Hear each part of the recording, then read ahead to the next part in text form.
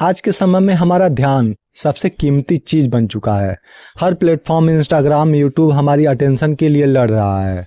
और सच यह है कि धीरे धीरे हम अपनी ही अटेंशन खोते जा रहे हैं। हम सुबह उठते ही अपना फ़ोन उठाते हैं और बिना सोचे स्क्रॉल करना शुरू कर देते हैं।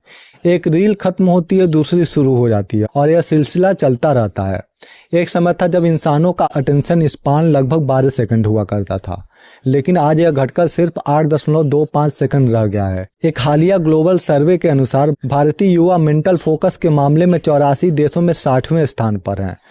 इसका सबसे बड़ा कारण है हमारी आदत। हमने अपने दिमाग को हर कुछ सेकंड में नया कंटेंट देने की आदत डाल ली है। रील्स हमें तुरंत खुशी देती है, लेकिन धीरे धीरे हमारी पेशेंस कम कर देती है। अब हम हर चीज़ को जल्दी जल्दी कंज्यूम करना चाहते हैं, लेकिन गहराई से समझने की क्षमता कम होती जा रही है और यही है असली समस्या। यहीं पर किताबें अलग साबित होती हैं। किताबें सिर्फ इंफॉर्मेशन नहीं देती, यह आपके दिमाग की एक्सरसाइज हैं।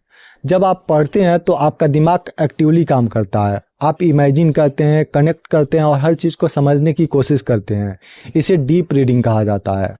जब आप गहराई से पढ़ते हैं तो आपका ब्रेन फोकस करना सीखता है और ब्रेन का एक हिस्सा प्रीफ्रंटल कॉर्टेक्स, जो कंसंट्रेशन के लिए जिम्मेदार होता है, वो धीरे धीरे मजबूत होता है। एक और बड़ी वजह है स्ट्रेस। जब हमारा दिमाग बेचैन होता है तो वो किसी चीज़ पर टिक नहीं पाता, लेकिन रिसर्च बताती है कि सिर्फ 10 से 20 मिनट पढ़ने से स्ट्रेस काफ़ी कम हो सकता है।